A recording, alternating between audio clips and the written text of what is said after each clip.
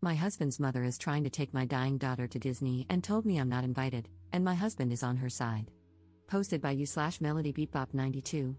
I have an almost 3-year-old beautiful little girl. She's just a few weeks shy of her 3rd birthday. My baby was placed in hospice 4 weeks ago after having gone into remission in late May. Unfortunately, the cancer has returned, and it is now crushing her optic nerve, and is about 8 centimeters long. Multiple doctors have recommended that we make our daughter as comfortable as possible, as they do not believe removing the tumor is a viable option. I have so much to say regarding her diagnosis, but heartbroken will suffice for now. My husband and I have been making tons of memories with her over the past few weeks.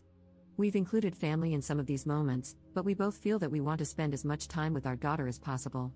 My mother-in-law called me yesterday to tell me she had booked tickets, a hotel, and airfare for a trip next month. I thought it sounded fun until she said she was taking our toddler with her, just her, my daughter, and her husband. She did not invite my husband and me. My daughter isn't even 3 yet. She has never stayed overnight anywhere, and my mother-in-law wants to take her across the country for an entire week. I suggested that my husband and I both go so that our daughter would be comfortable and, for God's sake, in the event that she passes away, she can't be gone for a week. Her nurses are here. Her care is here. I suggested that we all go for a shorter amount of time. I came up with various alternatives, all of which were turned down. I should add that even if my daughter were not in hospice, I still would not be comfortable with our toddler being across the country for a week without her parents. My child being in hospice adds another layer of complexity to the situation.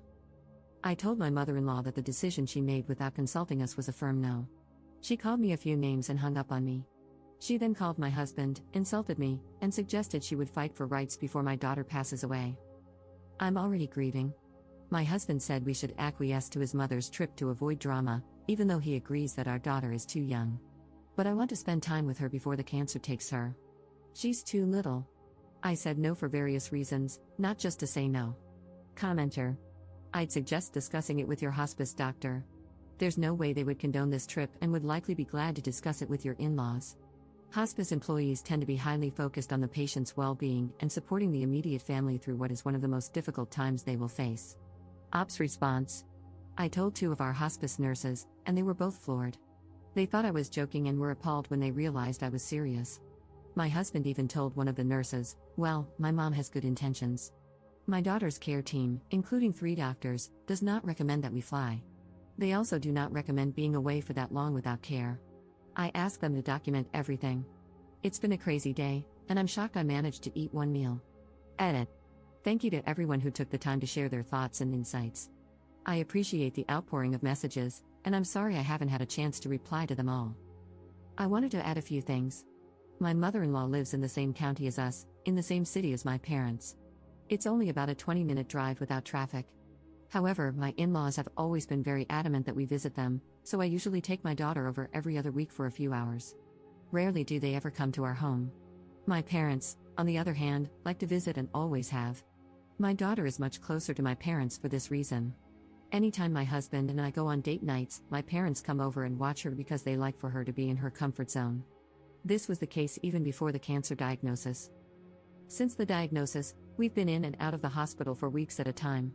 My parents have still been very much involved by helping in the form of dropping off meals, assisting with laundry, etc. I am very close to my family, and they have been respectful of our need for space during this time.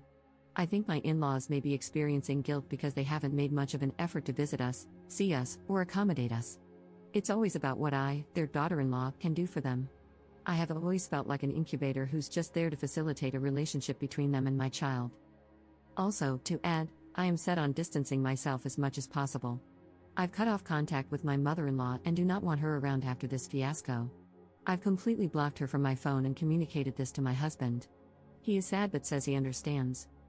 A few of you mentioned that this was an eye-opening situation, and it really has been, on many levels. Second edit. I saw various comments about my mother-in-law possibly wanting to take my child on a trip to get her alternative treatment. My mother-in-law planned to take my child to Disney World in Florida, which is across the country from where we live.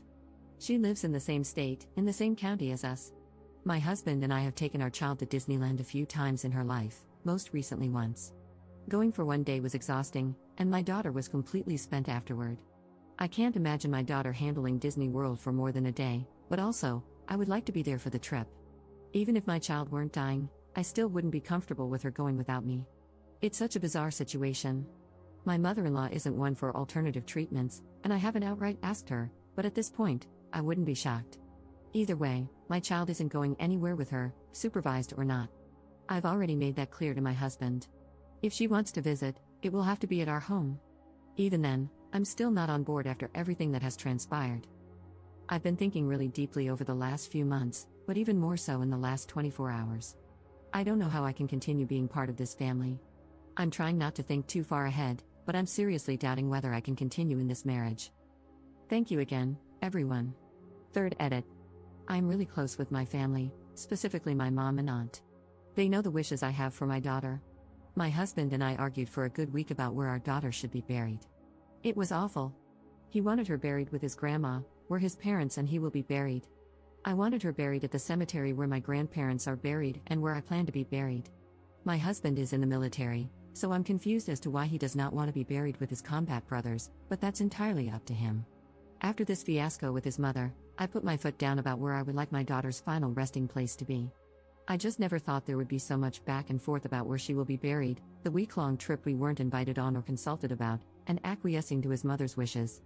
A crap show, to say the least. I love my husband, but I am appalled by his behavior. I should also add that my family was very supportive of where I wanted my daughter to be buried when the topic came up. They even said she could be buried wherever we want because it's not their choice. I even entertained cremation just to try and come to a middle ground of sorts. I didn't even want to discuss burials and cremation until I absolutely had to.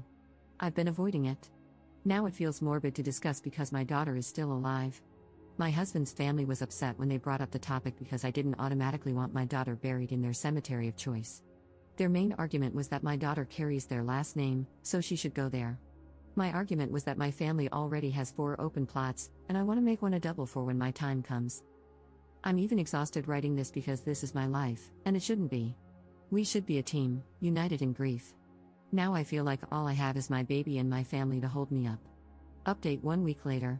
It's been a few days since I've been online, and I've read some of the messages. Truly, thank you to everyone who has sent their warm wishes, support, encouragement, etc. It's been very touching, and I'm so grateful. My daughter has begun slowly deteriorating, and it's all become very overwhelming. My husband now realizes that this time is precious. That we are on borrowed time, and that our time as mom and dad is the most important. We've had 2 sessions of grief counseling and couples counseling while my daughter sleeps. Our therapist has really helped us both understand how borrowed our time is and how this time truly is for us. Everyone else is secondary. That's not to say that extended family isn't important, they are, but there is a lot of extended family, a lot. However, I'm not sure I will be staying married in the long run. That said, this isn't the time to make such a deep decision. I am emotionally drained from all that has transpired, not only this past week but this past year. You truly see people's true colors when crap hits the fan. An example of this is that on my phone, I have 8 different alarms each day for my daughter's medications, daily. I have been the one who flushes ports, administers medication, cleans up vomit, gives back rubs, and so much more. I have been in this through the thick of it, having to learn everything, because no one else will. My mother has been the only person who has asked how I'm doing, who has brought me coffee and meals, held me when I've cried, and been in my rock. My husband is sometimes emotionally present, but usually, he's not. Other than my mother, I have never received a text from any other family member asking how I'm doing or how they can help. Like I said earlier, I see everybody's true colors. My focus right now is my baby. I will focus on everything else when the time comes. But for now, we are surviving, and we are trying our best. Thank you again.